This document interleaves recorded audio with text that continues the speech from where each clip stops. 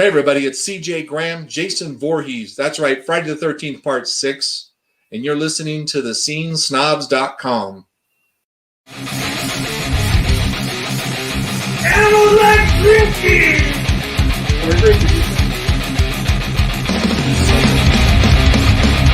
Cheers. Do one more. That's all pretty good for the oil free. All these variations.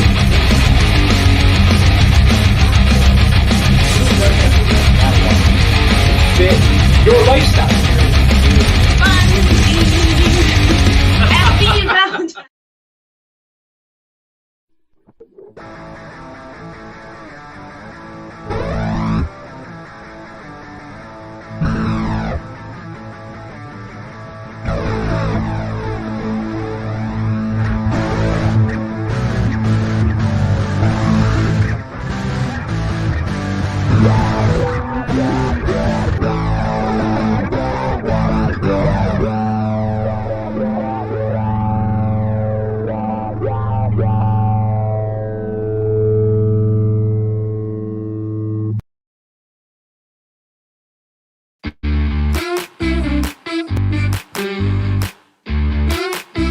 Welcome to Pulling Focus, a podcast about movies and filmmaking brought to you by Skyline Indie Film Fest and thescenesnobs.com in Winchester, Virginia. Here are your hosts, Brian Patrick and Mick Manhattan.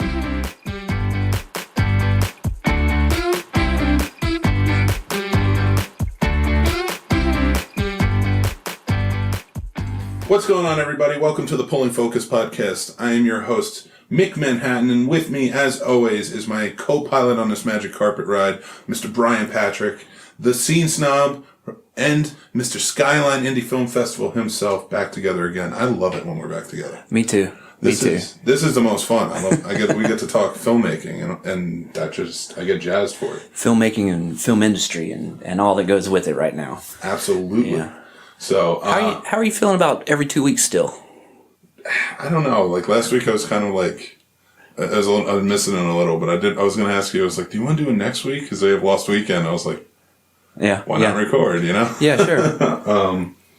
But yeah, so like, yeah, I think I'd be up to doing a little bit more. Something to think about anyway. Yeah. There's no shortage of things to discuss right now. So. No, absolutely, and, which is ironic because they're canceling everything. Yeah, exactly. Exactly. And with that going on, make sure you guys are hitting the like and subscribe button on all social media platforms that we are available. Hit the notifications because we put up, every 2 weeks. And you can find that in SkylineIndieFilmFestival.org. Yep. Or, there are links to that site through thescenesnobs.com if you go that way. So, and make sure you're following us on Twitter, Instagram, and Facebook. We are the Pulling Focus Podcast Show. PFP Show for short. Mm-hmm. PFP Show for short. Yeah. You can find it if we follow us or ever how it goes. But we are gearing up. We have a lot more coming up, and social media is the best way to contact us. Absolutely. And if you got something you want us to discuss on the show, don't hesitate to send us a tweet or an instant message or email us through the site or anything like that, because we want to talk to you guys. We want to know what you guys think about it too. Absolutely. And yeah, because there's some stuff we just may miss.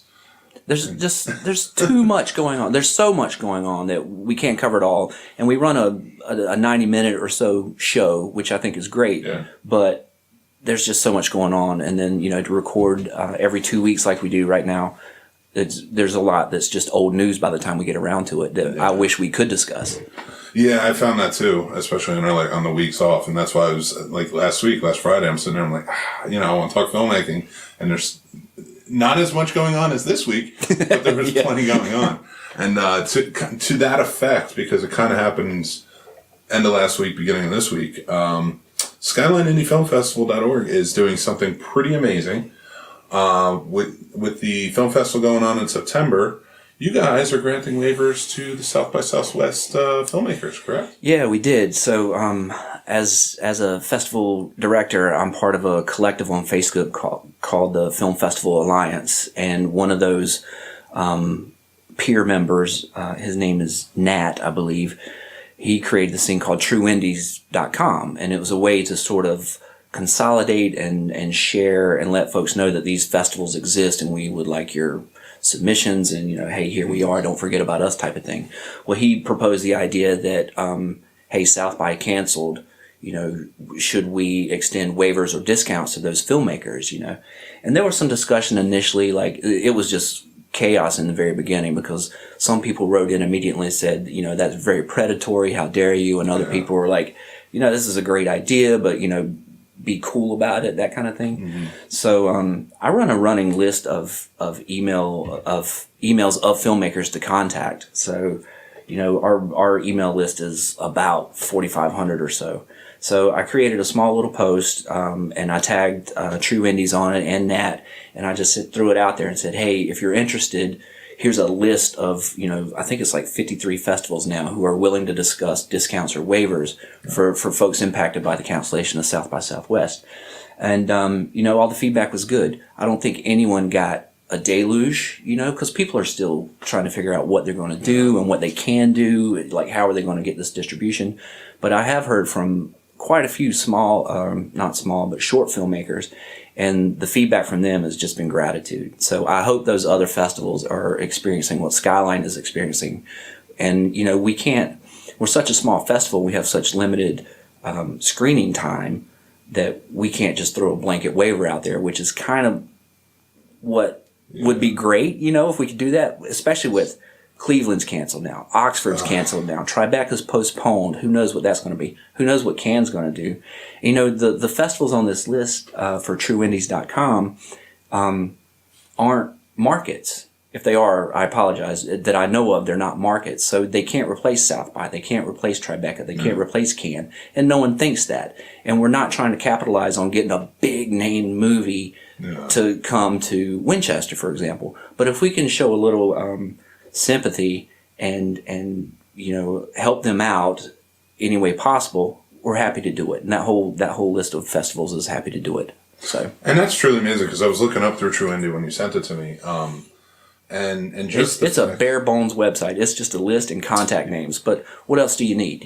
But that's why for me it's not. Well, even I'll get into that in a sec, but it's not predatory in my opinion. When it is that bare bones, we're just here to help is a sort of thing. Like, here's a list of film festivals that want to help. But at the same time, too, predatory is a bad word, but stepping, or has a negative connotation, but going up to, why shouldn't you guys offer and receive something as in, like, maybe a little more acclaim? Like, look what you're doing for Winchester with Skyline right now. If you get a big movie from South by Southwest, that's even better for the town. It's not like, all right, I'm taking it and I'm trying to build it up. But like these people who put that out there, this is my producer mind, by the way. So these people who put it out there and it's like, I can't believe you're going on it that quick. Well, you need to.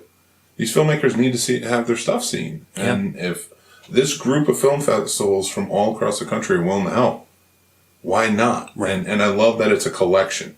I love that True Indie put them all together and said these are the film festivals. Because I was looking some of them up, and that's a big deal. Yeah. For a filmmaker. And anybody who says, like, how could you do this, isn't a filmmaker, in my opinion. And I will make that blanket statement. That's me personally, Mick Manhattan, making that statement under my stage name. Yeah, exactly. Making that blanket statement. And it's because if you understood as a filmmaker the desperation of trying to get your stuff seen, this is important, especially when such a big festival is canceled due to circumstances beyond anybody's control. Mm-hmm. It's nice that. Well, I can say that forum on Facebook is very, very active, and there's hundreds of festival directors and festival employees and staff and volunteers and filmmakers because people have all kinds of jobs, and the feedback and the sort of hive mentality of it all. It leveled off really quick. So I think everybody's on the same page now. Yeah. And there's just going to be more and more cancellations and impacting more and more people until this thing sort of settles down. Yeah, and I mean, it'd be nice to see, and I don't want to use the word smaller festivals, but, essentially that's what they are compared to these big powerhouses that have huge money behind them. I'd love to see them built up and bigger. because I think there needs to be more around town. It can't just be Sundance, Toronto, Tribeca, Cannes. Like those are the big ones. Those are the ones we should care about. It's like, no, there's a lot of festivals that you should care about, especially probably in your home state. Oh, hundreds of festivals. It's hard to come up with a name for a festival because there are so many festivals. Some version of your name is probably already in use somewhere. Yeah, that's fair. So. But yeah, no. So I think it's very important what you guys are doing, and I applaud the whole site for putting that together and all you guys coming together to do that. So, but it is pretty crazy how many cancellations are going. So yeah, you may have a lot more waivers coming out. It's tough to, like, you want to help, right, as much as you can, and I don't think anyone, when South by canceled, I don't think anyone was thinking beyond that because it was just such a mushroom cloud on the horizon. You're like, holy crap, what just happened? 34 years they've been doing this, and it's music, tech, and film. So there's a lot going on there that's impacting the city of Austin outside of the film market and the film festival. But as these other festivals close down, Cleveland, for example, I think they're in their 30-something year as well, and 110,000 people go to that festival over 10 days. Jeez. It's huge. I never even knew Cleveland had a big one. Yeah, it's really big. In smaller festivals, there's just, hopefully people are going to be able to put their films online for streaming or online festival of sorts, air quote, streaming festivals, things like that. There's just all kinds of discussions going on. But, I've got a certain amount of waivers I'm capable of giving, but that just gets you in the submission pool. But what I can't do is just open that wide open because of the people who paid. They need their fair shake as well. So I don't want to dilute the submission pool. So I don't know what Skyline can do for these other festivals.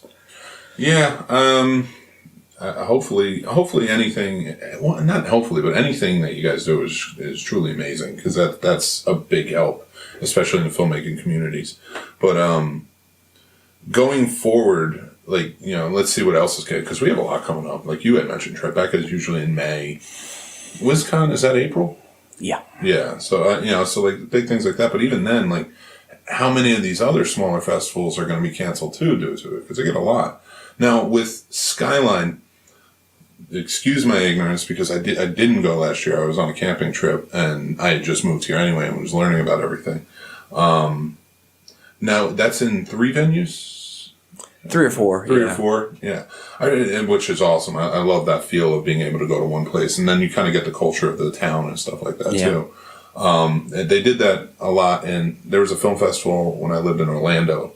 Downtown Orlando would do that. There was a bookstore that put up a sheet and would show some of the movies, and just have some stuff, or you could browse books or just watch one of the movies. I always loved that feel. That always felt indie to me. Yeah, that was a big part of living and working in Old Town when we bought the Winchester Book Gallery in 2011. In 2012, the idea for Skyline came about. In 2013, we had our first festival. But I wanted to spread it throughout Old Town so people come to Old Town and see the insides of buildings that maybe they've never been in before and that kind of thing. And, the first year we had it was 9 locations. And I was very optimistic in year 1. That's fair. And the next year we had 4, because of my course correction. But, we used the Winchester Book Gallery in its new location. We used the Espresso Bar on the Walking Mall. We used Dharma Studio, which has moved twice now, or has moved to a second location. And the Bright Box Hanley Regional Library has a beautiful auditorium in the basement. Nice. And then there's lots of other places available to us, too, depending on the submission pool, how great the submission pool is, how many volunteers we can get, things like that. Absolutely. So, no, I definitely get that. And once you get too big too, it can get out of control, which, you got to put a lot of faith in your volunteers. Yeah. So you got to know them and you got to trust them. That's awesome, though. I mean, submissions for volunteers and stuff, that's applications that's started coming up. Yeah, you can reach us and volunteer to be a volunteer through our contact form, skylineindiefilmfest.org. And let me just tell you guys, anybody who hasn't or is on the fence or wants to volunteer and just never knew where to go, definitely, especially if you're a filmmaker, filmmaking student, actor, things, volunteer. This is the way to kind of submerge yourself and network, and I've done it plenty of times, and we were always pushed to do it in film schools. Like, go to the film festivals, volunteer, help out, do everything you can. So definitely do that. If you're thinking about it, because it's a very rewarding experience. Yeah, I think it's a rewarding experience. And I volunteered. I'm on the list at South by. I'm on the list at Tribeca. A couple other places. I go to Annapolis Film Festival, and I'll just raise my hand, and I know the coordinators there, and I'll say, hey, if you need anything, let me know. Things like that. But it's a big help, and you really get to know the community that you're in by volunteering, and you get some good perks too. Yeah. So, absolutely. Yeah. And the nice part about that too is we were talking about it, and the scenesnobs.com and SkylineIndieFilmFest.org and of course Pulling Focus podcast, we realize how tough of times these are. Yeah. And right now it's very tough times it's going to be, the outlook is that it's going to be tough times, especially in small businesses. So we want to support small businesses any way we can. So if you guys, we will, on Scene Snobs, any podcast that we do, we will mention your business. Any video we do, we'll add your logo on there. We'll do that on our social media for Pulling Focus, Scene Snobs, and Skyline as well. Yeah, absolutely. We just want to support any way we can. It's free of charge. We're not charging any of you unless Netflix calls and says, Yeah. please do this, and you get charged. Yeah, it's small businesses are going to really suffer. The grocery stores are empty right now. It's truly bizarre. And my day job, my job that pays the bills, is in the health industry. Well, I go to you for the one. Yeah. And so but I can't speak for the health department. We have a public information office for that. So, but the things that are going around that you're just being smashed in the face with on social media about washing your hands and keeping social distancing and stuff like that, it's not baloney. It's a real thing. So masks only work if you're the sick one. Wearing a mask doesn't help prevent you getting the virus. So don't buy up all the masks, because the people who need them need them. And whatever this toilet paper thing is, I can't even understand that. But my wife did that too. She went and bought like a bunch of toilet paper from Costco, but she didn't do it because she's like, well, what if we run out during the apocalypse? It was, no, everybody's going to buy it. We might as well get it now, because we'll need it. Well, that's the thing. It's like a run on the bank, right? Well, if they're going to go get all their money, I'm going to go get all my money, because if everybody gets all their money, my money won't be there. And it's just a run. It's a market run on frickin' toilet paper. And, I don't know, maybe clean booties prevent the virus from spreading, hopefully. Well, I need a 2-ply. My butt is too sensitive. Yeah. But have you ever seen anything like this? In my lifetime, I don't remember all the cancellations that have been going on. No, it wasn't like this for H1N1. No. It wasn't like this for SARS and MERS.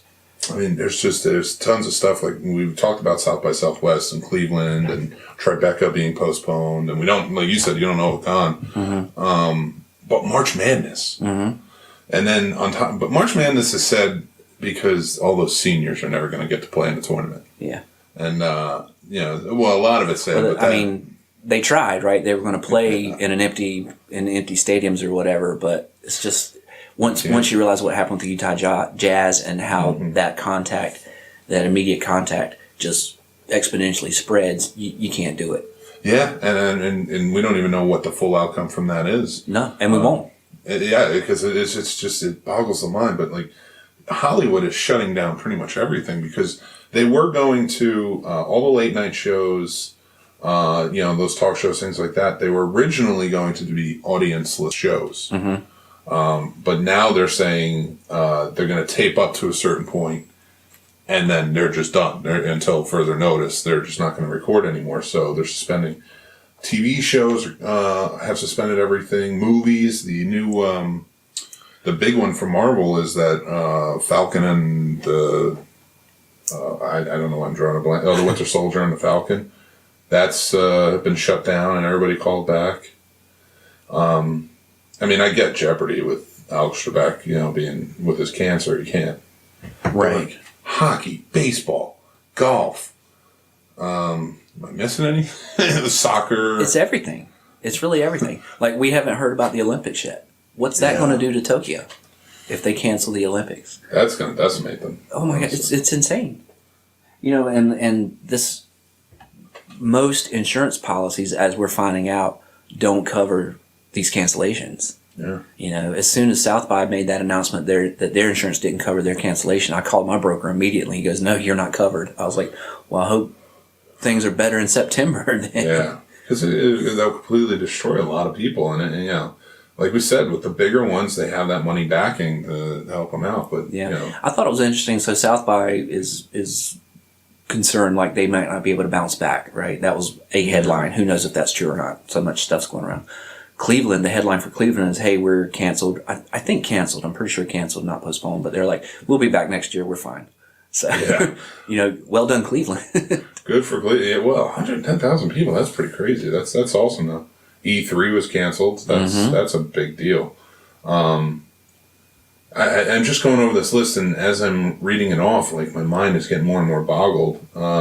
Just like how much this is affecting everything. Now I'm starting to panic. Nice. Don't tell me to tell me to calm down. The Masters is postponed. Coachella. Now, good. I never found the appeal of Coachella. But my biggest thing is the one I wanted to bring up, and I finally got to it in my list, is all of the postponements and cancellations of movies coming out. It's sad to see because movies are always kind of like a little bit of a sanctuary for people during these times. Yeah. And, I don't think movies will officially close, movie theaters will officially close down. They'll always show something. But not to have any new content going into the blockbuster period. Yeah. That's a lot of money that's going to be lost. Yeah. Especially. Is it lost or is it deferred, do you think? Deferred's a better way to put it. That's not what the headlines are saying. The headlines are, No Time to Die is going to lose millions and millions of dollars, but they're just moving it. It could, though. And the reason being is because during the warmer months, people are more inclined to go out. There's air conditioning at theaters, things like that. So they have that feeling of like, get out to the movies. Right. That's when and there is blockbuster season. So yeah, so that's people don't mind waiting outside for those tickets, which they don't really do anymore anyway. But that was always the way of thinking. But for a lot of these movies, like Fast and Furious 9, that's why they just delayed it a year. I mean, that's huge to delay a movie for a year when it's done. And you were gearing up for next month it's coming out, and then just be like, nope, next year. But they're saving their spot. Yeah. In that blockbuster. So that makes sense. No Time to Die may see a hit. I mean, it's still going to be a big enough movie. It makes a lot of money. And it's his last turn. I was about to say it's his last turn as Bond, right? And the continuing theme with him. But I can see Mulan losing steam. The New Mutants movie, which was kind of a big bank for 20th Century Studios. Because that was going to be the first one to bridge the gap between Marvel Studios and the old Fox Studios. Yeah, yeah. And so, I could, I don't know when they're coming out, but hopefully it works out for them. That new Antlers movie, which was the Guillermo del Toro movie that was produced. Come on, we all know horror. Yeah, I'm excited to see that one. It looks great, but we all know when you shift horror and it gets pushed off, it can lose its steam a little bit. And A Quiet Place too. Well, that was Antlers. What does that say? April 17. So I mean, maybe a Halloween-ish release or something. It'd be smart. That. Quiet Place 2. Yeah, it was due to come out right, like next week or something, or very soon. No new date. Oh my gosh! And even if you it's bumming me out, man. I know. But if you inundate the month of October with all horror movies, a lot of times that movie theaters don't want to do that. Studios don't want to do that. That have the big movies, like the new Halloween movies coming out this October. That's going to be a big release. Yeah. So those smaller horror movies are going to be overshadowed. They'll just get swallowed up. Yeah. So, a lot of times you don't want to have too many horror movies coming out in that month. Yeah. And usually Halloween season starts in September, so that's September's kind of a down month for movies anyway. It's not February, but it's the summer is effectively over. Kids are back in school, back to college, that kind of thing.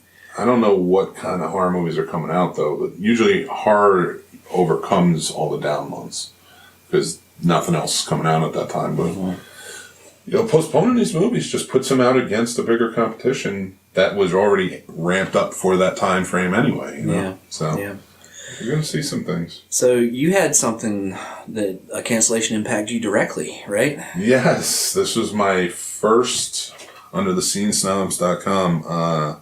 This was my first press pass that was approved for the site, New Jersey HorrorCon. Mm-hmm. Well, they were postponed to June. I have to reach out to them and see if they'll still honor the press pass. It just got announced last night, so I have to reach out and find out. But I'm hoping, I will definitely go in June when they have it, if I can still do the press pass. It's a pretty cool convention. So it started real small, started in like a little ballroom of this little Woodbridge, New Jersey, where I grew up, the little Woodbridge, New Jersey hotel. And now it's in Atlantic City. It's in the Showboat Casino. Takes place all throughout. So it is not the biggest convention going on right now, even in New Jersey, but this is one that I can see in the future becoming the biggest in that state. Right now they have Monster Mania Con as well, which got canceled. I'm friends with Dave, who runs that. And that was supposed to be starting today. And so he had to cancel it. I think he's postponing it until August. Did not get press passes for that. That's what I was talking about. New Jersey HorrorCon. But I was super excited. It was supposed to be in 2 weeks. And now it looks like it's going to be in a few months. I can't imagine. I'm trying not to think about it because Skyline's so far away, but we do have a film camp that's taking registration right now that'll happen in June, and no one's registering for things right now because other things are on their mind. So I can't imagine having a big conference like that. Guests, airfare, hotel, food, deposits on everything, and just finding out that in the name of being responsible, you have to close it. I hope his insurance covers it, but who knows? I do too. But, they're postponing, so I hope that alleviates the concern with insurance not covering it. Yeah, because who knows how long it's going to go on for? I mean, it could be a month, it could be a few weeks, it could be 6 months, but let's just hope for the best and hope that it does not take on too long. Yeah, and let's just say again too, if you've got something that's going on that you're rescheduling or postponing or want us to support, we're happy to do it. Send us an email, send us a tweet, send us a message on Facebook, whatever you can do, and we'll throw it out there. We'll share it because if we don't sort of stand together, things are going to collapse. If we can help hold it up, we're happy to do it. Absolutely, 100% agree. And just in general, even like we said with the advertising, we love helping the cons and the film festivals as well, because they build an awareness. They build an awareness for filmmaking and things like that, and it's where the fans get together and come out in their droves and support. So it's not just small businesses, but those essentially are small business within themselves, usually only run by very few people, typically, and they put their life and soul into it. So. I know the guys who run New Jersey HorrorCon. I know the guys who run Monster Mania Con and other cons that are being canceled around here. But, hopefully we can get them back up and running soon. Yeah, so you said that was going to be your first press pass access to a con, to any con? Oh, well, no, under the Scene Snobs. Under Scene Snobs. Yeah, I worked for a website. It actually doesn't exist anymore, so I'll just say it. But Mario Likes Movies, which was very much in the same theme, but more horror-based. Mm-hmm. And I wrote and I did the marketing and stuff for them. He was a guy out of high school, we were friends. And so when I left Los Angeles and I came back, I was like, I'll help you build this thing up. And so we got press passes for them, too, and kind of went around. So what do you get with the press pass? Do you get access? Do you get a room? Do you get a corner? Do you just get access to... It's really just access. Yeah. It's just kind of all right, you'll have a press badge, so it's more official. So if you want to go up and do interviews or anything like that... They just proves you're legit. Yeah, but it is up to the guests, whether they want to do it, of course. Mm-hmm. You can request, do you have a place maybe I can sit down with them and do, a podcast or something real quick? But again, it's up to the guest if they can do it. So. Right. But it does at least give you I mean, as long as you're not on a network, you can really get in and just talk to people. And I remember back in the day when we did Mary Likes Movies, we made our own press badges because they approved it, but they didn't have them available. Sure, yeah. So they were just like, well, if you make something up, we'll honor it. Mm-hmm. So we just did that and went. Bootstrap all the way. Oh, yeah. You just got to do what you got to do. And we got a lot of good interviews on that one. So that was a lot of fun. And we got invited because I am not name dropping here because I have not talked to him in years, but I was friends with Lloyd Kaufman, who runs Troma. Mm-hmm. I was looking to reconnect with him at New Jersey HorrorCon, but I met him in college, and then when we started doing Mary Likes Movies, he invited us to Trauma Dance, his film festival. And he came out, he did interviews with us, he did endorsements for us, he had all of his people do them. He is a generous, generous guy. Well, he had James Gunn and Ty West there. And they did interviews for it because he was like, "This is my friend," and it was an amazing time. So and that's what I think we mean when we talk about like these cultural outings, if you will, for the geeks and the film buffs and everything. It is a very cool little family oriented. They want to help you. It is. I hate most marketing terms, but the one that sort of applies, and I hate saying it, is sort of, what is it? Finding your tribe. I just said that, but it's accurate. You got to find the like-minded folks and that you share interests with and stuff like that to have something grow and have impact. So it's funny that you say that because it is such an overused marketing. It's really overused cliche now. But back in the day, we were talking about this on another podcast I do for the site. Should I mention it? Yeah, go for it. Behind the Box. It's kind of like the cult classics, but we were talking about how video stores, music stores, comic book shops, things like that, back in the day, and you can attest to this. Well, you were a Marine, so you can't really attest to this, but when you were a geek, you had to worry about getting beat up a lot of times, your stuff getting broken. You were bullied. Before I was a Marine, I was a pretty skinny white dude, though. So. Yeah, but now nobody's messing with it. Those were our safe havens.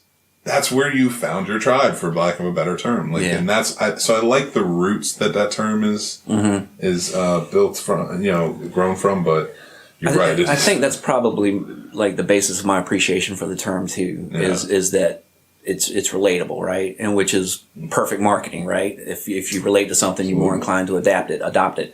But boy, does it get overused. Not on our list, but folks, Quentin Tarantino on down, video stores. You meet people, you collect, you talk about things, all this other stuff. I didn't have that experience in video stores.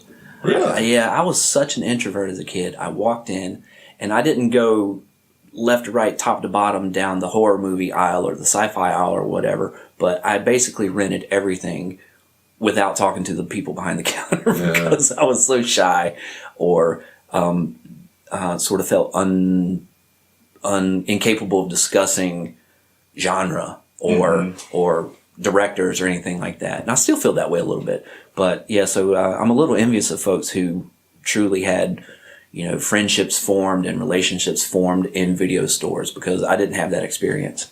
Yeah, I definitely understand that, and I wish you came into the video store I was in because it was just like if somebody walked in, we wanted to talk to you, and you could always spot the introverts. So you were like, "What do you think?" And as soon as you say that, everybody has an opinion. Like, let's go get this one, right? Exactly. But and I was lucky enough to have that in different places, like a comic book store, but my video store was like the key. Mm-hmm. My best friend from high school worked at a Hollywood Video. We'd sit there and read the books and watch the movies on the big screen in there. But I worked at it was called Premier Video. It was a little storefront. It looked just like the video store in Clerks that Randall works at, and very much like that. And I started there. That was our town's only video store at the time, and they had this horror section. That was just real. Everything was like VHS side by side, and for 4 summers in a row. I did all year round, but 4 summers in a row, every day it was $1 rent. Mm-hmm. And I would just figure out how I'm going to get $1, whether I'm mowing a lawn or whatever. Go down, get a new horror movie, come home. And it got to the point, and then it was sci-fi. And so over the years, it always built up. And it got to the point where the people that worked there would start putting stuff aside they thought I should watch. Nice. And I always love that. And we talked about that on the show the other day too, is like just that communal feeling of like the people who work there, like they see this kid coming in and just like, check this out. Mm-hmm. And it was like that at the comic book store too. Like, oh, you read this? Read this. This is new. Right. You know, and you always got to learn something new. And bookstores were like that too. Mm-hmm. And you just don't have that feel. Once the big chains came in, it was like, you lost a lot of that feeling. It's, my wife runs, she's Winchester Book Gallery at this point. She's there 6 days a week. We're open 7 days a week, but she's there 6 days a week for hours and hours and hours. And people come in, and if I'm covering a shift, for example, like earlier this morning, I opened the shop. My daughter came in to relieve me at 11 so we could do this. But people came in and said, oh, where's Christine? And I was like, well, she's not here today. Is there something I can help you with? And they've effectively said, I'll be back when she's here, you know, because she knows what they like. She knows what they've already read. She knows their interests and things like that. So, and that's what is important. That has always, in my opinion, been important in business. So anytime that she's not there, conferences, meetings, things like that, it impacts people, you know? Yeah. So, you know, the goal would be to have an entire staff that was as in tuned as Christine is with our customers, but she's just really good. You know? So and I think it takes that passion though, you know, like, cause you remember in all of these different stores too, but especially in bookstores, when you have people who are passionate about that, who are working there too, they're going to make their recommendations shelf and things like that, which is important. Those are the things, that's how you connect with somebody. Like, I was actually just inspired the other day talking to Andy Geyerson from Alamo, because he started talking about Winchester Book Gallery, and we've talked about it, and I'm buying a shirt. Oh, thank you. Wearing it on the camera, you know, because just bookstores in general should always be supported, you know, especially bookstores that are like intimate settings. Like, I don't want to go to Books A Million. Yeah. You know, who am I going to talk to? And when you're at a bookstore, you do want to talk to people. Right. So I met Robert Patrick. Yeah. I met him at a bookstore in Los Angeles, and like he found out he's a Giants fan. Cool. You know, I don't know why I name drop. That feels, I hate when I do that, but it was just an excitement thing. Bookstores are the first real communal store, in my opinion. Yeah, and you know, Winchester's lucky because we've got the Winchester Book Gallery, and we've got Four Color Fantasies comic book shop, and you know, we've got the film communities there's so many film communities around here, it's ridiculous. So Winchester's a really interesting, community-minded environment and place. So I would invite anyone, if you're within driving distance, come check us out. There's stuff to do here. It's beautiful. And, you know, the scene snobs are here, and Pulling Focus is here. Skyline. Skyline's here. Festival's here. And, you know, it's funny in college, and it's not on the list, but like I love tangents. I always had this argument, especially producing and doing budgets and stuff. I was like, you give me $6,000, I can make you any movie you want. I was like, you just got to find the right people who work for the right amount of money and, you know, get it done. Now, will it always look like a Marvel movie? No, but I don't want to do those anyway. So, you know, you give me a good script or something like that. Like, you can give me $6,000, you can make it. Because like I would get so fed up at these people who are like, oh, I need $1 million to get this made, and I'm like, no, you don't. No, you don't. You absolutely do not. And it was primarily the argument was you can make a feature. I was like, but the only way you can do this is if you are locked in with your community. You have to essentially stop fighting with other filmmakers. And it's not really fighting, but it's well, he's a filmmaker, he might take a job I want or something like that. Like, you need to just all get together and work and turn this into its own little Hollywood. Every town can be producing things if they just did that. Especially a town with as much culture as this and as much support for the arts as this has. Like, you need a diner spot. I'm sure the Hideaway Cafe would be happy to help. You need a pizza place, go down to Roma.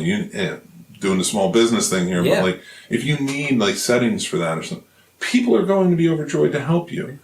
Make your movie. Go out there, meet the community. We found out on all the short films we did, you can get free food anywhere. Just go and ask. Really?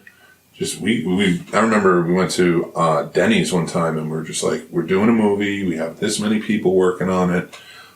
We need like a meal, like craft services for like one meal. We got like 4 or 5 trays of eggs, bacon, sausage. Wow. And the cook was happy to do it, and all we had to do was put their business, like their location, in the credits. Right. No problem. Yeah. We're happy to do that. You don't get it if you don't ask, and I for one, I lobby really hard for people to be paid for what they offer and their experience, their talent, and their experience, and stuff like that. And I find that it's not a reverse psychology, but if you say, hey, this is what this is for, can you do anything for me? They will typically, maybe not typically, but often they will extend to you a greater discount than you were comfortable asking for anyway. Yeah. So, I think that's important, and just for the cost to you, a line in the credits, of course, why not? And those businesses are always willing to help. And yes, I am always for paying people what they deserve. I'm a big proponent of that. But at the same time, too, like you're never going to build your own little Hollywood if you're all wanting the big chunk of the pie. Yeah. Like if I'm producing and I'm not taking any money on it, and you're willing to work with me, and then we sell it down the line, we all get that chunk of the pie. Right. We're all getting credit for this, filmmakers all the way down the below the line, because it's important, because you want to build almost like a co-op, in a town, like where everybody is willing to work together, come together, make the movie, and make it as successful as possible. And then maybe you come up and you meet somebody and they're like, I have a backer who wants to jump in on this. Okay. And they're working as a cinematographer. Mm-hmm. Great. Now I can pay, or something, but you never know how it's going to work out. So like on projects like that, to get it up off the ground, and then you build from there. So I think that's what filmmakers who are just starting out, or student filmmakers, keep that in mind. Yeah. You're not going to get paid the big bucks right away. Eventually, if you build this into something like Scene Snobs, I don't get paid anything. Right.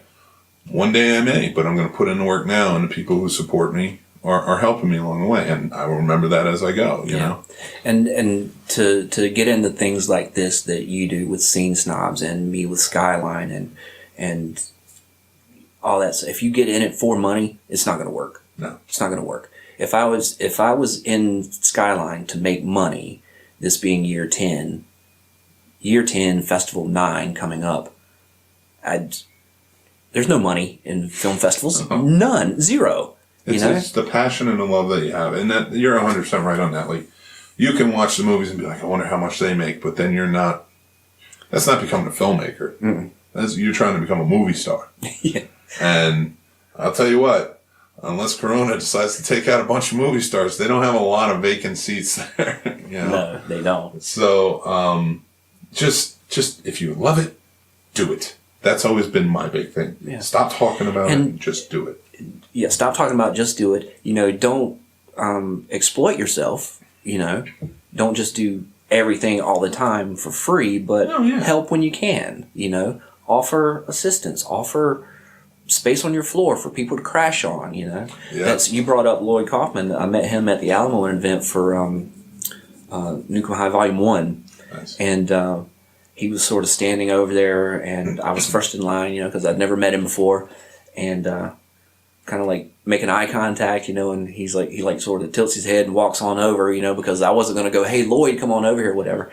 But he's like, what do you do? What's going on? Thanks for coming out and everything. And I told him about Skyline, and he's like, well, you should come to Trauma Fest. And he's like, I got the cheapest floor in New York, and he's like, he invited me to stay at his house. Maybe that's just something he says. I don't know. Oh, he'll do it. But I'll tell you right now, he'll do it. But, and there's a young lady here in town who has an Instagram feed, and it's like spookyboudoir.com or something like that. It's sort of emo goth gear, and not sure it's still up or not, but she was a trauma girl for a while. Nice. And and it's just, I'm sure she experienced some of the same things of his generosity. And he's a weird cat, but he's super generous, And that's the key. And this is why he's been in business for so long.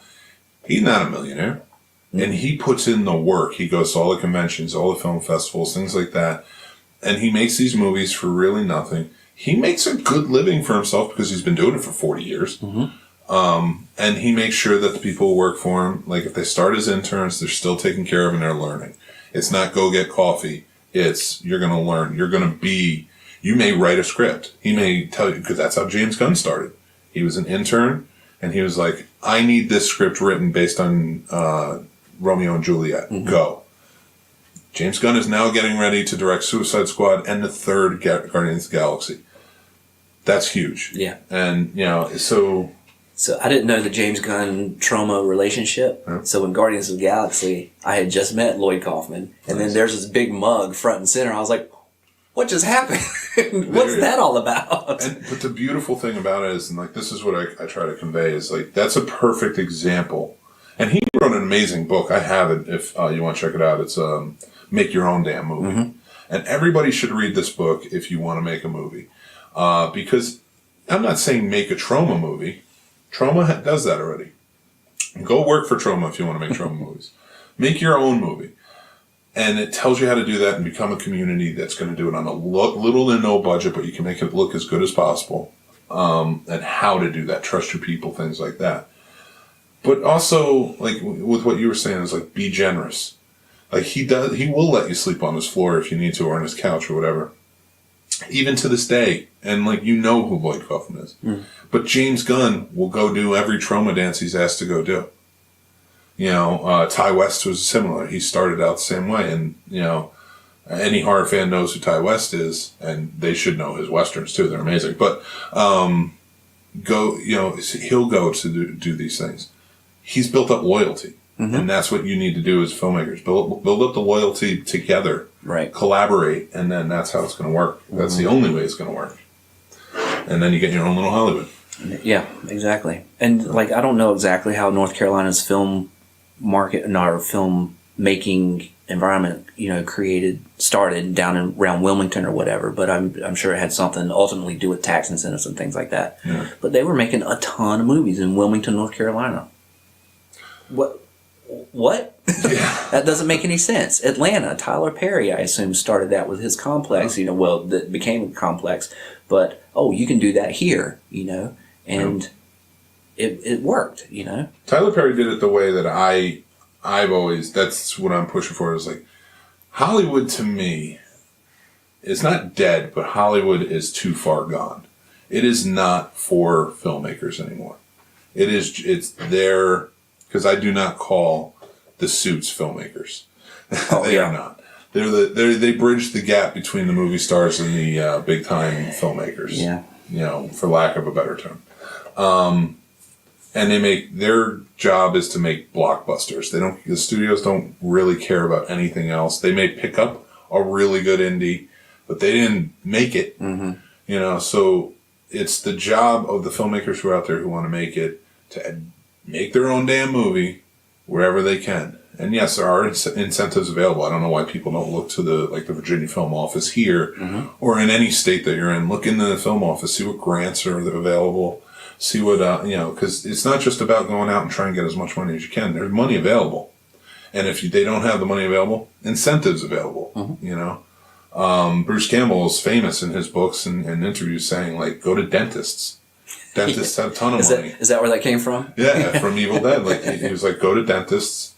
They have tons of money that, you know, they don't know what to do with. You know, so they're just like, fine, I'll invest in your movie. Yeah. Yeah, and then maybe they get a part or something in it, you know. But it's out there. You got to do the legwork though, and that's what I'm trying to say. Take from like Lloyd Kaufman and guys like that, or girls like that. Yeah.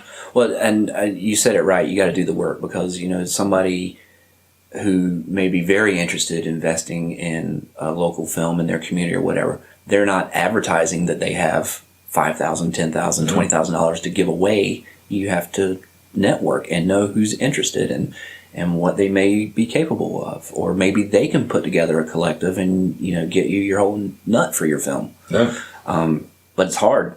It's hard work, and you got to be willing to do it. And the big thing too is like my favorite story is Steve Jobs and how he got started with Apple in the 80s.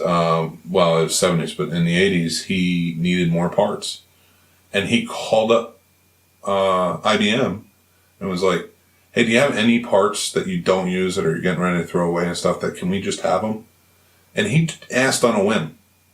And they gave them to him. They shipped them to him. And he just, it helped build up Apple even more. And he's always said that. He was always like, if you want something, don't be afraid to just ask. What's the worst you're going to hear? No. Right. But if you hear yes, it's your next step to success, So he's like, if you see something out there, ask. And I've always tried to follow that philosophy of like, if I want something, just like, hey, can I have this? You can say no, but I won't get offended, but, maybe I'll get it then, or, however it works out. But especially in filmmaking, you need to do that legwork. You need to go out there and find it. And there's so many avenues and channels. People are generally excited to help film. Yeah. I think that's probably the most popular art form that people want to help because it's like, I'm making a movie. Oh, it's exciting. Yeah. I think a word of caution before you make your ask is to have all your ducks in a row, because the worst thing to happen is to give someone who's offered to help, whether they've offered or you've asked and they said yes, is to give them room to back out, right? And not, maybe that's a bad way of saying it, but to ask someone for help, and whether it's a location or gear or find money, actual cash money. If you're not going to be ready to act in, say, for 2 years, like if you're just getting started on the pulling everything together or whatever, you're not ready to ask yet. So they want to see something happening with their investment, and it's disappointing to wait and wait and wait. And then for me in particular, I feel like I have to sort of confirm the ask. I'm not, what am I going to do? Send you an invoice? That's not going to happen. So I contact again and go, hey, remember me from 2 years ago? Absolutely. So just be ready to get to work when you are making your asks, or I would say, or at least provide them with a deadline. Say, hey, next March, this is what's going to happen. Is there anything you can do for us? That kind of thing. And then stay in touch. Thank you for helping us out. This is where we are right now. We got our cinematographer on board. Someone donated lenses. Now we've gone from a single camera to 2 cameras. This is going to expand the production this way. If you keep folks informed, they're going to stay engaged. Yeah. And it's going to help your production. Well, now you got me wanting to rant. Okay. I agree with you. It's not a disagreement. It's a rant, because you're absolutely right. And I should have said it as well.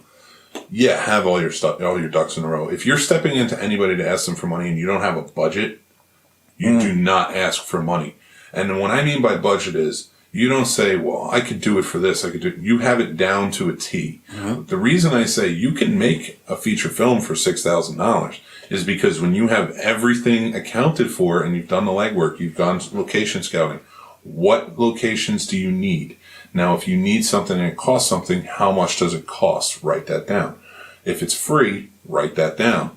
What days is it free? You have every bit of information that goes into it. So that way, when you are finally sitting down with backers, you can just say, if you just give us the money, we can make this. Then we can shoot this here. We have shooting schedules. We have sound. We have storyboards.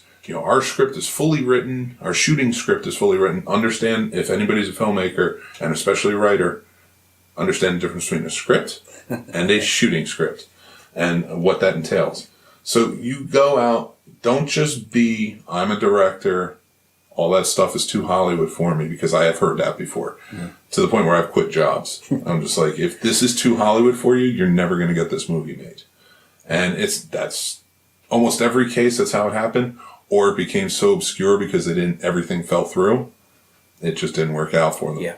And that's the key. Is like, budgets don't exist because Hollywood made them up.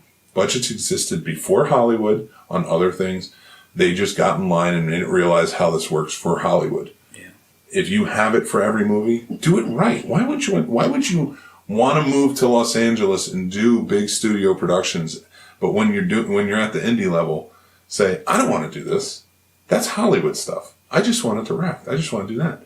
If you're not good at it, go find a producing major and have them do it for you. Exactly. Organization is absolute key. Yeah.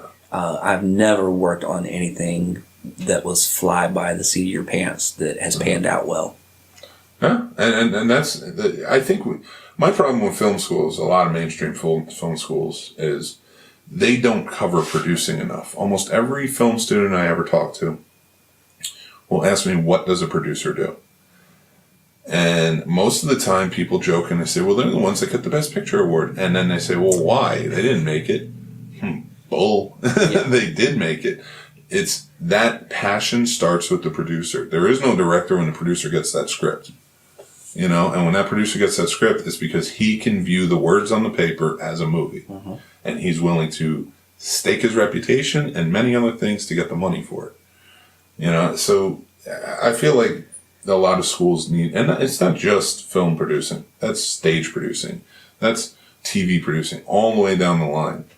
I feel like there should be more producing classes to make understanding of it. Yeah, it covers such a broad spectrum of activities and skills. Yeah. I understand why it could be difficult, but one of my favorite things that's come about the Producers Guild, now the working producer, not the executive producer, not someone who made an introduction and is now listed as a producer, but the producer who has done the work, has that PGA moniker after their name. Mm-hmm. And I think they deserve that recognition because it's flipping hard work. Huh? It is hard work. And they deserve that little notoriety, I guess, that comes with that PGA being after their name. Yeah, and a lot of times too, especially when it comes to the award seasons and why do producers get this, and my argument's always, well, the director directed that film, and that's why he deserved the Best Director award, if it was a great award. But the producer put everything together. There's a reason line producer or unit production manager in the credits is the very first one. Right. Because every name that comes out down under it would not exist in this film if it wasn't for that person. Yep. And people just don't understand that. And I don't understand how film teachers in schools don't really teach that. And I understand the glamour of directing and cinematography and things, and it's important. I'll never take away from that. Maybe director a little bit. Only because I've had conversations with directors, and they're not very interesting people outside of film sets. So that may change. Yeah. But when you're talking about the best hamburger in SoCal, when you're just driving around on location shoots, you're kind of like, yeah, you don't have much to offer. You have a vision that pertains to this one thing. Yeah. Tell me about your favorite movies, stuff like that. But, there's just so that's my rant on that. I just think it's such an important thing. And, I have a very high respect for producers that step in, especially documentary producers, because you're really making nothing most times. So that is passion. Like if you're a documentary producer, you are coming in and you're like, I believe in what we're doing here. Right. Because there's nothing except for the satisfaction of getting it completed. Oh yeah. Most likely there's going to be no money involved with that whatsoever. But you get the word out about the whatever the topic is and what the subject is. Oh, absolutely. And people love documentaries. I don't know why they don't make money. I think they're going to start. I mean, I know with Netflix, they're such a big backer for documentaries. I think the problem was in the beginning, it was we're going to push documentaries that we find, and now they're making them. So, and HBO is a big one for documentaries too, but you have to have a certain look to get your documentary in there. And, not always within line of what they want, So yeah, it's that's kind of like the thankless job of filmmaking is documentaries. You have to be really passionate to want to do that. And hey, more power to you. Yeah. So, but we do have kind of a horrible segue, but we do have a film festival, a couple of things coming up in the next week and then the month after at our home theater here. Yeah. Of Alamo. Lost Weekend 13? Yeah. It's coming up. Yeah. The biannual independent film festival at the Alamo. I'm pretty excited for it. This is the first one I'm going to for Lost Weekend as well, and we're SceneSnobs.com is a sponsor, so we're happy to do that. but just for the love of filmmaking. But I'm really excited to see some of the stuff that's coming out. There's I know I'm going to murder some of these titles because there's 44. I can't remember all of them. Yeah, I think this is the biggest lineup they've ever had. Yeah, that's nuts, man. But I think the opening night is Portrait of a Burning Woman. Portrait of a Lady on Fire. I keep saying Portrait of a Burning Woman. I don't know why. You've got like some witch movie, in Salem going on, but that's actually not a bad title. No. Yeah, oh man, that was bad. I said that in a show the other day too. The exact same thing, and they corrected me, and I'm like, damn. All right, I need to have the list in front of me. But that I read up on that. I'm excited to see that, and I've heard good things. It's been out for a little while. Yeah. Anyway, I am very excited to just go to a film festival. You know, and of course, I'm definitely excited to go to Skyline Indie Film Festival in September. But right now I have to get my fix, especially with everything being canceled. Right. And that is Lost Weekend. So, and then. But hang on. So Lost Weekend, 13 Film Festival Weekend Pass. I'm just going to the website because I haven't looked at the lineup yet I looked at it the day it came out, but it's been a little while. Let me know if you're going to see it. So much. Portrait of a Lady on Fire is opening night. Let's see. There was another one on here that I saw in Middleburg. I'm blanking on the... Waves. Trey Edward Schultz's Waves. That was the one with, what's his name from This Is Us, right? Sterling Brown. Sterling Brown, yeah. And you talk about that. You tell me about it. Yeah, and I got to meet him and Taylor Russell, who you probably know from Lost in Space on Netflix. No, I haven't watched it yet. Yeah, it's so good. And just super good movie. That movie, just be ready. Bring your tissues, man. It's just going to wipe you out. I guarantee it. If you have any humanity in you. It's so good. It's so well acted, and it's the way the movie splits into what happens, into how the adjustment occurs and things like that. And just Trey Schultz is that guy is really, really good.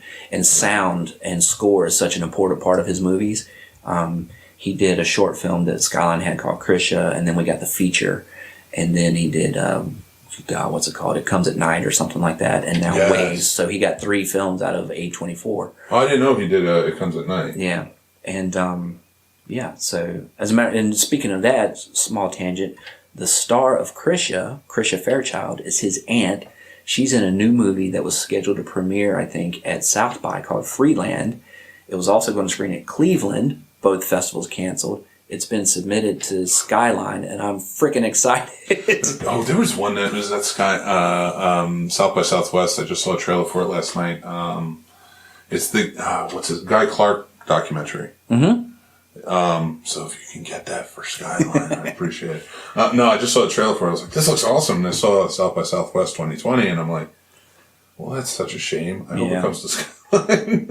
So that's just where I'm at now. Now I feel bad about thinking that, but I'm like, I hope it comes to Skyline so I can see it. Because I don't want to go to DC. There's another one they're showing. I want to see the Les Miserables movie that was filmed in France about the local gangs and the violence in the neighborhood. That looked pretty cool, and it's gotten great talk and stuff. Yeah, there's a bunch on this list that, and this is not a complaint. This is a good thing, that these are movies that I don't know yet. And when you read the trades and all the articles and stuff that we do for something to be, programmed that I've never heard of, it's pretty impressive. Yeah, I want to see Buffalo too. That was the one with she plays a hustler in Buffalo, New York, who takes over like loans. Like small term loans and stuff like that, and gets paid out. And I saw the trailer is getting kind of a mainstream view of it. But I'm excited to see that. And there's another one that they shot completely on a cruise ship. That sounds exciting. That I wanted to see. I can't remember the name though. Anyway, that's that's going on next weekend at Lost Weekend, and right here in Winchester, Virginia. Yeah. Remind me to talk to you after the show about possibly doing a show next week. Kind of since that's going on, talk about the movies and stuff. Yeah, sure. But with that, we lost a true legend in the field of acting. this past week. Yeah. Max von Sydow. And it was just, we kind of, that was pretty sad. I mean, he's had such an impact on the industry in a whole. I think it was Peter O'Toole. Peter O'Toole was nominated with Christopher Plummer that year, and they're like, well, one of them's got to get it, they've never had it before, but, Max von Sydow has been nominated plenty of times. But we talked and we wanted to do, our top 5 Max movies. Yeah. Just to kind of pay homage to him. Yeah. Yeah, and I gotta, I recognized him and his name from some of his more popular movies, The Exorcist and Flash Gordon, but and Game of Thrones. He was a three-eyed raven in Game of Thrones and things like that. But yeah, his legacy, not his legacy, his body of work just goes on and on and on, and it's incredible. It's really incredible. I just watched The Seventh Seal 2 nights ago. It's actually number 1 on my list. Is it? Yeah. I love that movie. And look what it's spawned. It's the idea of that movie and what it's in pop culture, what it's spawned, the idea of playing death, hell, they made Bill and Ted's Bogus Journey completely around the premise of that movie. And so many other things, But, just the idea of this knight learning about life from death while playing chess for his life. Right. Is just beautiful Ingmar Bergman film. If anybody hasn't seen it, definitely go check it out. That's where that concept comes from. Yeah. But you just watched, I haven't watched it in a while. You just watched it recently? 2 nights ago for the first time. I had not seen it. Oh, wow, okay. I had not seen it. Yeah. Well, what did you think? I enjoyed it. I like to watch movies late at night when the house is quiet, and things like that. But I enjoyed it. It was interesting, the concept of it and how much he's not the center of focus throughout the film. It's all these vignettes of other people and their interactions and things like that. I really enjoyed it. Really enjoyed it. That's something that I would definitely have to watch again, and sort of knowing the subtitles and everything. So now I can appreciate what's happening, but watch it as well, because the subtitles in that one move kind of fast. Yeah, they do. So I definitely need to watch it again, though. Sweet, awesome. I'm glad you saw it. Yeah, that was I caught that in Turner Classic Movies 15, 16 years ago for the first time ever, and I was just like, well, this is supposed to be a popular movie, and I knew who Ingmar Bergman was at the time, so I was like, I'll watch it. And I remember just being that young and I wasn't blown away by it, but I was like, well, this is a very familiar concept that I didn't know came from this movie. Right. And I just thought it was truly awesome. Especially the fact that while he's going through talking to death, all of these other stories are being explored, which back then wasn't a huge, that's its own genre now. Kind of having the, for lack of a better term, not an anthology, but when you have all the actors coming out, they made stupid movies like that, Valentine's Day, New Year's Eve. There is a term for it, and I can't remember. I know exactly what you're talking about there. But there weren't too many of those, and not saying that was, but to have separate stories in it, kind of like a Pulp Fiction almost. Mm-hmm. How they did it. It's more linear than Pulp Fiction was, but it's all intertwined by just being told as stories, know. And I like that concept. I thought it was really good. The scene that stands out the most to me in that one is when he's in the chapel after he's decided to play chess or invited chess to play for his life or whatever, and then they move on. They go to the chapel, and he thinks that Death is the priest, and he's confessing to him, and then Death reveals himself as Death, and says. He essentially told him how he was going to beat Death in this game of chess, and then Death turns around and says, "I'll keep that in mind," or whatever he says. Mm-hmm. And I was like, "Well, that's pretty unique." Yeah. So and I love even just the visual concept of that is you're never going to pull the wool over Death's eyes. You're never going to have something that Death can't. You can't get away from Death, but you can prolong it maybe just a little bit more, But that's why for that one, just what the story is, that's why it's number one on my list. And he did such an amazing job acting in that story. So, what's number one on your list, sir? Well, turns out there's giant holes in my movie knowledge. I don't know a lot of these movies. So I didn't make a list.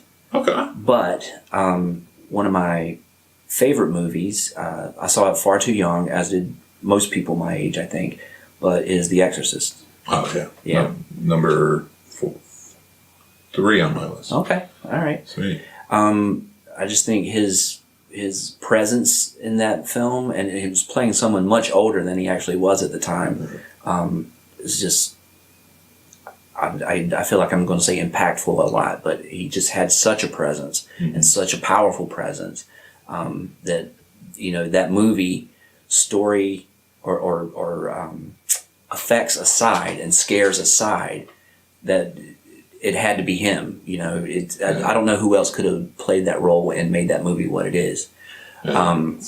Like Linda Blair at the time was a kid. That could have been any kid. You know what I mean? Mm-hmm. So, but I don't think you could replace him in that film and that be what it was. Which, for that movie too, The Exorcist is... we were talking a little bit earlier about like what was scary as a kid and what wasn't, like, because I went to go see Puppet Master and I was like, yeah, it was just as boring as it was when I was a kid. And I said, but and I know I want to have this conversation with you too, but The Shining for me was boring as a kid, but as an adult, it became scary to me because loss of faculties, things like that, and addiction. But the reason I bring that up is because The Exorcist, I grew up Catholic. So those were always peddled as real. The demon within and things like that. Like, that's a very real concept. The Catholic Church always hated The Exorcist back then, and as a kid, and it was like, no, you don't watch that. So like, you had to watch it if you were a horror fan, and then when you watched it, you're like, oh my god, the devil's gonna get me, like, so it was a lot scarier than now, like when you're an adult and you're like, yeah, it can happen. So like, it doesn't have the effect on me as it once did. But I do agree with his presence in that movie. Like, he's really the only star for the time in that movie. I mean, what's her name? Diane Wiest. She was a well-known actress, but she wasn't a huge powerhouse movie star at that time. But I think Alice is kind of like what did that for her a few years later. So good. Alice is so good. It's such a good movie. But with The Exorcist, he's only in it for like 10 or 15 minutes. Yeah. But you feel those 10 or 15 minutes. Like, well, it sets the tone. It lets you know the impactfulness or the seriousness of the situation in the circumstance of the film. Oh yeah. And just the Tubular Bell song, like, that starts when he's under the street light, which is an iconic image of the poster and stuff. So it's he definitely left his mark on that one. But if you haven't seen any of the other ones I mentioned, I specifically picked them out for you in case you didn't, because I think you'll really love them. Okay. My number 2 on my list is The Greatest Story Ever Told. He played Jesus in that. I don't know it. I haven't seen it. That was another one that was like, again, it was like they got all of these huge stars to be in the movie, and it was the story of Jesus' life. Even John Wayne played the Roman centurion at the end. So really? Like a small little snippet, but it was directed by David Lean, George Stevens, and a Gene Negulis or something. It was Lean who really was the most impactful director, but George Stevens too, who did movies like Giant and things like that. So like, he had a view for this movie, and you can see it. And I always loved that. I always loved when they would pull multiple directors together, not to co-direct, but to direct different parts to tell the story. Portions of it, yeah. Yeah, and like How the West Was Won was another one I really enjoyed. And the reason I always like that is because you're getting this great story, this epic story, Cecil B. DeMille size story, with different outlooks, especially David Lean, But he plays Jesus in it, and he's like the theme. He's the theme throughout the whole thing, right? And he does it amazing. He's my favorite Jesus on screen. So like a lot of people go to Willem. That's a show right there. Yeah. We should do favorite on-screen Jesus. You know what? I'll save that then because that is a good topic. And I was immediately going to go to Willem Dafoe, but I was like, nah, I'll leave it. Another one that was on my list. Have you ever seen Citizen X? Yes. I love that movie. And he was great as a psychologist who's like starting to adopt the feeling of serial killings and things like that. Mm-hmm. Yeah, it's just truly a terrific movie. It was an HBO film too. Years ago, starring Donald Sutherland. I can't remember the actor's name. He's a very famous Russian actor. And I'm kind of annoyed that I can't remember his name at the moment, but he plays the police officer who works in the forensics unit. Stephen Ray? Yes, Yeah. Stephen Ray. And anybody who's watched any 80s movies knows he was like the quintessential Russian in that movie. Mm-hmm. In any movie in the 80s. Was he in, the Crying Game? I think so, actually. That's a good question. He's been in so much stuff, but I feel, definitely. He was, yeah. Yeah. Yeah, I love that guy. Yeah, and he was terrific in that movie. Because he was the star of the movie. And just kind of like where it went from there.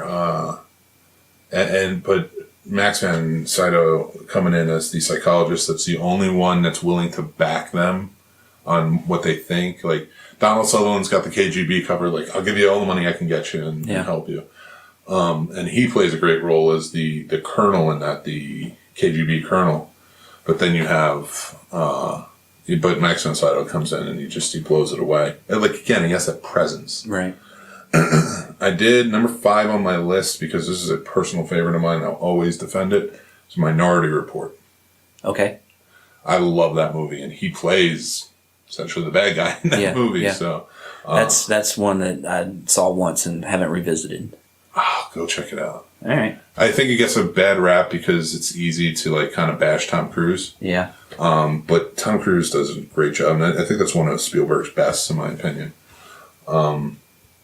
Now that one, with that, I did want to give some honorable mention because we do have film buffs and geeks that listen to the show, and he was Ming and Flash Gordon, which is Ming the Merciless. Oh yeah, I love it, but it is not a great movie. You're right. Yeah, it's not a great movie, but his gusto, in that role is insane.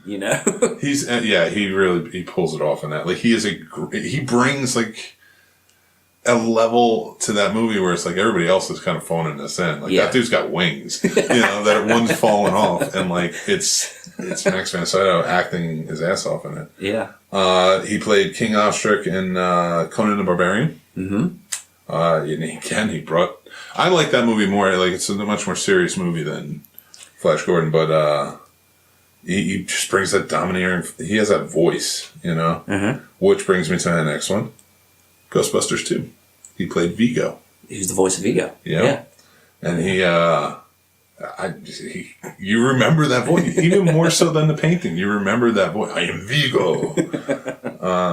The Force Awakens, which he had a very small part in, but I'm happy that he was a part of the Star Wars family. Right. So like there's not much to talk about. He earned it. Oh yeah. Even for the brief part that it was. Absolutely. So. And he has like the great Princess Leia line where he's like, she'll always be royalty to me. Mm-hmm. So I had to give that a mention. But one of my favorites, and not a lot of people love it. I love the book, but I love the movie. I hope I've seen it. Needful Things. Oh, Leyland Gone. Yep. Leyland, whatever it is. That's so my list of 2 was The Exorcist and Needful Things. Nice. Yeah. Okay. I love it. I love the book, first of all. Yeah. And I know what you just said, but I when I was 14 or 15, I joined the Stephen King book club. So every month I got a book, and I couldn't read The Stand in a month. I just didn't have the brain bandwidth to do it at the time. But then something else came, and then Needful Things came, and I started that, and I think I read it 2-3 days for a 15-year-old who was into girls and skateboards at the time. was impressive. That is, and then the movie came out, and I was like, oh, we're going to go see this. I was working at the theater at the time, the Cinema Twin in Rockingham, North Carolina. So I got to go to Charlotte, pick up the cases, the reels, come back, assemble it, and I watched it immediately. That's, oh my God, yeah. But how awesome is that movie? And he is such a great force playing basically Lucifer in the movie. Just even that ending when he's walking out of the building and after it just blew up and he's like, I'll be back. And then he starts talking about his grandson. Yeah. And just, it's such, he drives it home. He's such a great villain in that role. But he's such a charismatic villain. Like, you understand why the entire town is haywire. Because he could talk them into it. Yeah. I don't think anybody else could have pulled that off with that voice. Yeah, there's some characters that you just can't fan cast elsewhere because they're cast perfectly, and I think that's the perfect one. Yeah, a perfect example of one. I couldn't see anybody else coming into that role now, like if they remade it. Like, it's kind of like... Don't say that. That's fair. It's in the ether now, so it's going to happen. But it's like The Lion King. Like, how do you... was it Mustafa? Or Mufasa? Mufasa, yeah. How do you get anybody else besides James Earl Jones' voice? And they were smart to just be like, you're coming back. We'll pay you whatever you want. You're coming back. But same with Darth Vader. Like, you just... That was the right person for the role. Mm-hmm. And it's like, it can never be remade. Mm. But with that, like, I kind of wanted... You were talking about being part of this Stephen King book club. Did you know that Stephen King actually offers young filmmakers, well, I shouldn't say young, but like indie filmmakers, the chance to make any one of his short stories into a film? No, I hadn't heard that. He has. I'll have it for the next show, but I don't have the website. But it's you go on there, you write to him, you tell him what you want to do, and if it's not free, it's $1 because I guess he might have to charge something. And then if you pay him the $1, you have the rights to make that movie and then bring it wherever you want. So yeah, he does that to help like student filmmakers, things like that. Wow. And he can't do it with everything because other people own the rights, sure. For that. But what he owns the rights to, he has up, and it's like any one of these you can make, and it's a lot of his short stories. So. Wow, that's really cool. Yeah, for any filmmakers out there who are looking for content or just want to, and you can write it into the script. Like you can write that script, so it's not like he wrote the script and now you have to use it. Oh, I see. So you get his short story. You're not making a film off an adaptation that he's made of his own short story. You get the short story and you can adapt it yourself. Exactly. Very cool. Yeah, and then I think he even has like a little Stephen King film festival you can enter it in and stuff like that. So I always thought that was cool, and I always love hearing that about, especially such accomplished artists, doing that and kind of giving back and being like, well, here, why don't you do this? If you say it's a Stephen King. And I don't even think it has to be a short film. I think you can make a feature if you wanted to. But he's essentially granting you license to use the source material to come up with something. Yeah. That's generous. Again, generous. It's a very cool thing. A whole $1. Yeah, and it might even be free. I for some reason, $1 sticking into my brain. So yeah, that was another one. Or if, my personal favorite is always public domain is Edgar Allan Poe always had some amazing short stories or poems. Go make one of those. Yeah. So. There's so much stuff out there. The entire Bible, if you could I don't know the word, contemporarize, make it today, those Bible stories, and make them contemporary. Yeah. It's all there. Intrigue,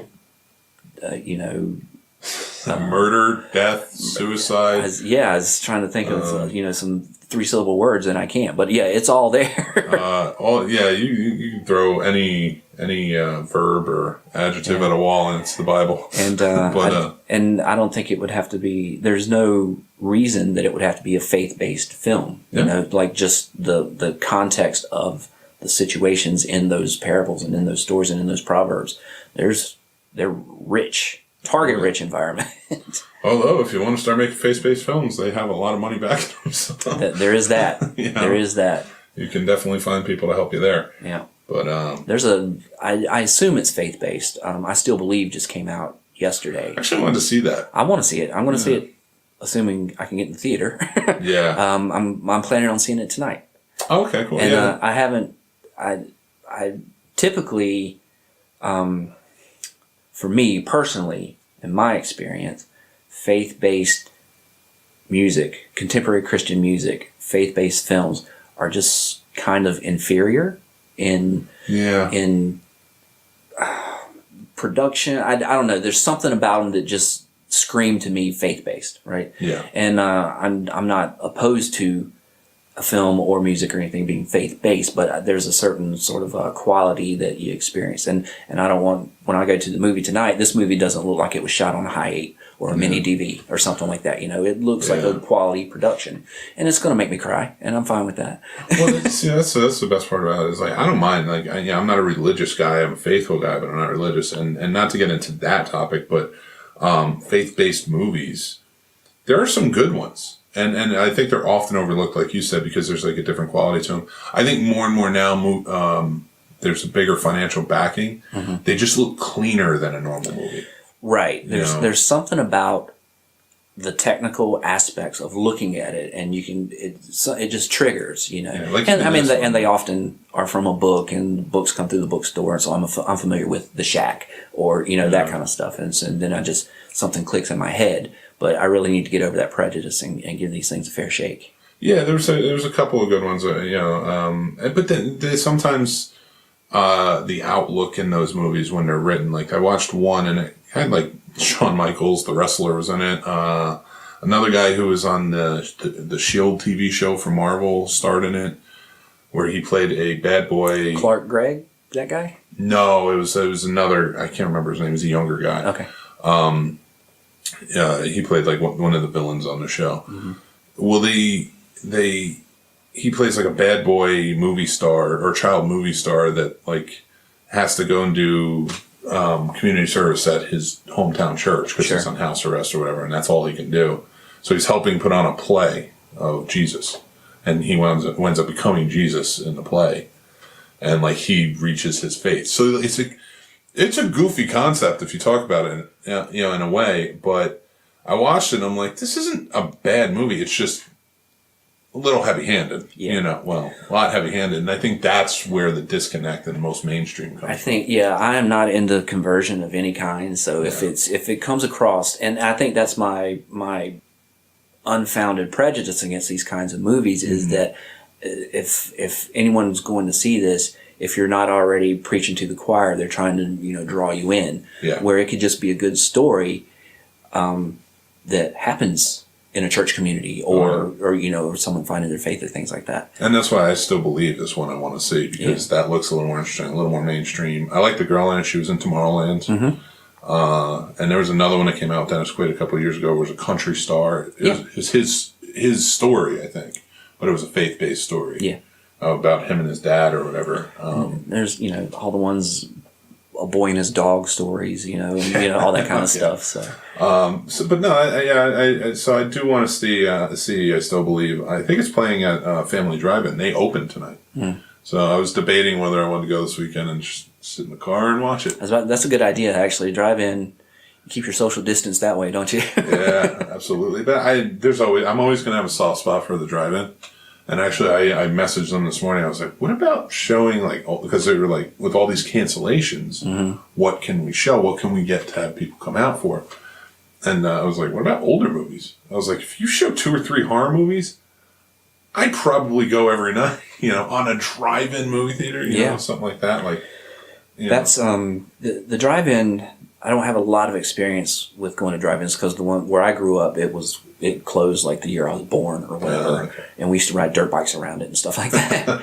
And I've only been to our drive-in here in Winchester a few times, but especially in the summer, it starts pretty late, and then it's almost always a double feature. So, if you got something to do tomorrow, you're up until 1 sometimes. Yeah, that's for sure. And and that's not a problem for a bunch of people, but for me, my kids are 19 and 16 now, so it's not a problem. One's in college, one's busy doing his own stuff.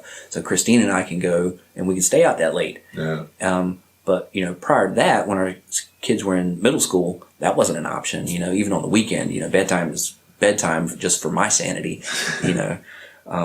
But yeah, so I would, and I know they have a good turnout and stuff like that. But I'm going to make an effort to throw my support behind the drive-in here as well. Yeah, I think it's important, especially for all facets of theaters and filmmaking, or not filmmaking, but movie venues. Just to kind of step in and help out as much as possible, especially right now with things kind of being canceled and taken away. Yeah. You know, unfortunate events, but if you guys can get out there, you know, even if you can keep your social distance of like 3 feet, go. We all pick our chairs now where we sit, so like, just make sure you're not sitting next to anybody. Yeah. I'm going to see Jason X in support of PC tonight. You know, it's Jason X, so you know, whatever, but. I love the Friday the 13th franchise. I absolutely love it. It's everywhere. But there's a couple that I just can't get behind. No, I don't blame you. It's not one of the ones, like, I've been to all their Friday the 13th since I started going to PC. So, and since it's a day, and I'm not even going to say it. I don't want to say what it is. Boast in that way, but it's a special day in my life. I guess I'll get out to the theater. That escape that I loved, and watch this movie that I can't believe I watched in the theaters the first time. I saw it in the theaters the first time. Yeah, sure did. Well, with that being said, I think we did a really good show today. Yeah, and I'm excited. Yeah. There were no pauses in this one, were there? No, we were definitely ready to go, and especially with everything happening. So we were going to mull around going forward about how many more shows we're going to do. We'll talk about it. Yeah. And but hopefully you guys will hear us next week, you know, especially with Lost Weekend going on, if we get to see any films coming on. But going forward, make sure you guys are following us, PFP Show, at PFP Show on Instagram, on Twitter. We are the Pulling Focus Podcast show on Facebook. Make sure you go to SkylineIndieFilmFest.org. That is where the show is. If you want to go to go through the scenesnobs.com and just see what we have there, we have links to to that too. Yep. So make sure you're checking us out. But Brian is right. Come reach out to us and give us some ideas of things you want to hear on the show. Yeah, absolutely. And if you're open to coming on the show, we'll figure out how to patch you in and we'll expand the conversation that way. So 100%, definitely. So okay, until next time. This has been Pulling Focus This has been Pulling Focus Podcast. I can't believe I've talked for too long tonight. But all right, everybody, take care.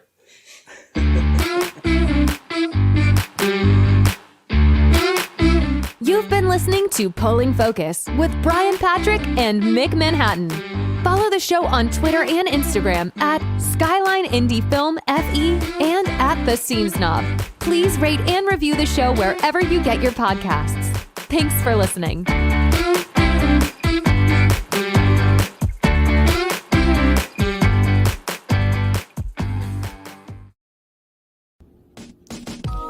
And that's our show, everybody. Thanks for listening. I am Mick Manhattan, the Scene Snob. We always appreciate you guys tuning in and commenting along and everything else. Go check out this show or any of our other shows on thescenesnobs.com. Thescenesnobs.com. We love you. You guys are awesome. And if you would like, follow and subscribe to our social media. That really helps us go a long way. And please spread the word. Tell your friends. Have them come in. We love feedback and everything else. So everybody, you have a great day. Again, thanks for listening. Thescenesnobs.com. Take care, and I'll talk to you soon. Bye.